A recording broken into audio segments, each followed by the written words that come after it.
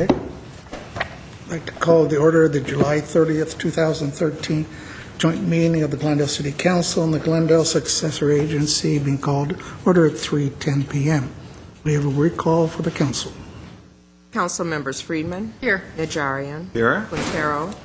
Here. Sinanian. Here. Mayor Weaver. Here. And for the Successor Agency. Board members Friedman. Here. Najarian. Here. Quintero. Here. Sinanian. Here. Cameron Weaver. Here. May we have your report?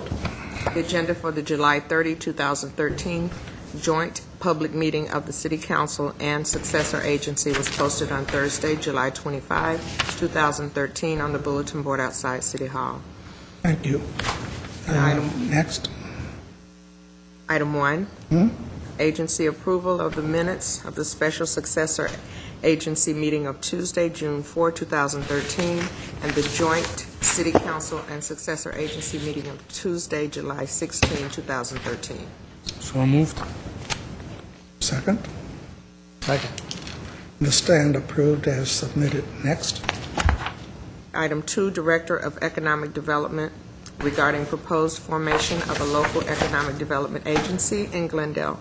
At 2A is a council motion authorizing initiation of the formation of the agency, including actions and preparation of formation documents for City Council consideration. Mr. Ochoa. Yes, sir. Last year, the council took the step of adopting an economic development ordinance. Part of that was, contained in that ordinance was the ability to, at some point in the future, create an economic development agency, less to take the place of the now dissolved and defunct redevelopment agencies and more as an effort to represent the evolution of our economic development program such that we are much more in the business of facilitating business investment and attraction nowadays than we are underwriting it and investing in it the way that traditional redevelopment had been undertaken. Mr. Lanzafame will come forward and give you the specifics and an overview of what the local economic development agency would do for Glendale. Bill? Mr. Mayor, members of the City Council and Successor Agency, as Mr. Ochoa had said, this is the next step in our economic development program. Since 1972, we have been a redevelopment-based economic development program, subsidizing or assisting with the development of the physical environment. This would move more to facilitation and business-specific programs. You did adopt an ordinance last year that put several authorities into the Glendale Municipal Code that would allow us to do different economic development things. That's attached as Exhibit 1. This would provide a structure and a framework for you, context, to exercise those different authorities. I think I'd stress again what Mr. Ochoa said in his opening remarks. This doesn't replace the redevelopment agency. It is something new. What is important about this is you get to decide the rules that you want to impose on yourself, where you can have activities, and not be beholden to the state on those. These economic development corporations are separate entities from the city. They do a variety of economic development programs, many of the things that we would want to do here: business recruitment and attraction, business services and assistance, marketing, workforce development, and asset management and deployment of public assets. Their benefits are really the most important is it's a statement by the city that economic development is important, and we have created an agency specifically for that. More so, it allows you, again, a vehicle to generate revenue either through business propositions or through grants, contributions, or what have you. Much easier to get a grant to a nonprofit organization than it would be for the city to apply and get it as a city. The last is there's some ability for you to be more flexible acting as a corporation than it might be as a city. Our charter allows us some of that flexibility. The corporation would allow you, when you decide to use it, some flexibility and nimbleness there. These are typically structured as 501c3s. We would suggest, given that our proposal to you was to use general fund money that you are using to right now for the economic development program as seed money, along with any residual dollars and funds that come from the redevelopment agency that were not already committed to the city. And it's important, not those committed, but that be used as seed money for the Economic Development Corporation. Because that money is really coming from you, it's staff's recommendation that the 5 of you be the board of directors for the corporation. If you wanted to, you could have something like the Housing Authority, where you have a couple at-large members, but we would not recommend at this time that you have all at-large members. Many of the corporations that are established out there, they are all either appointed or, in some cases, seats are sold. So somebody contributes to the corporation, they get a seat on the board. So it will be our recommendation that the 5 of you make up the board to start. Reporting and accountability, much like we did every year, separate from the CAFR with the redevelopment agency, we had an annual report. We would suggest that we do something like that. In the beginning, we'll use our key performance indicators to judge how we're doing, but we think that we develop more of a report card or some kind of modified profit and loss statement for that.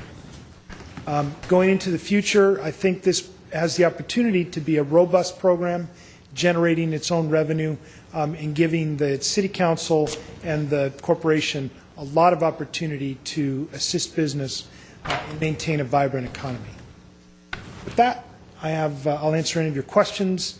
The city attorneys here can help with any of those legal questions as well. Thank you. Any questions? Because I have no cards. I have a question. So, Phil, when we spoke, I raised the issue of conflict of interest. If we create a 501c3 and we're on the board, how can we have dealings with a board that we're members of? And this is a separate board. It's not a governmental entity. This is a 501c3. So I think we have a conflict issue there, don't we? Well, I'll certainly, if you'd like to start, I'll throw it to Mr. Garcia. There is going to be a setup, an arrangement so that there is an agreement to provide services and some compensation. Then I believe there's an exception. If I may, Mr. Mayor, members of council, in the Conflict of Interest Statute, Government Code Section 1090, there is a specific exemption which is deemed to be non-interest, where if council members are on a on an uncompensated nonprofit board, that they can serve in that capacity and have a contractual relationship with the city on the one hand and with this Economic Development Corporation on the other hand. We are, I think we want to run that to ground and make sure, but my reading of the statute is that would apply and that would allow us to have this. Did you say did you say there was compensation for this board? I'm saying We'll come here very infrequently. They're typically set up as a non-compensation board. So as long as we're not compensated, there's no conflict. that's correct.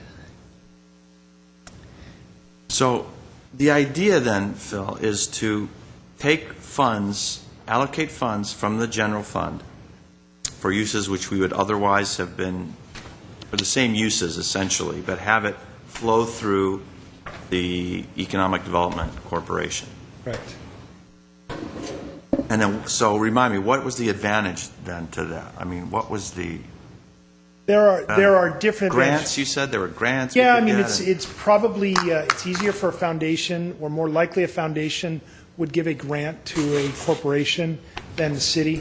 But for instance, we were looking at using new market tax credits, which will be a new tool for everybody in economic development. We were going to have to set up a nonprofit to do that. If this corporation couldn't act in that role, it could quickly spin off a subsidiary and be in position to do that. We wouldn't be scrambling to try and set up a board.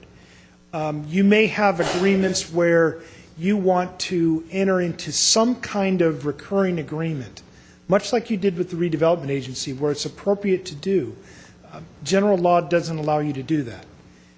You may want to develop a specific piece of property and have the corporation do that as opposed to the city of Glendale. So there are different things that you can employ. And again, I would say, if nothing else, this gives you a structure and a context to do all of those economic development programs. now,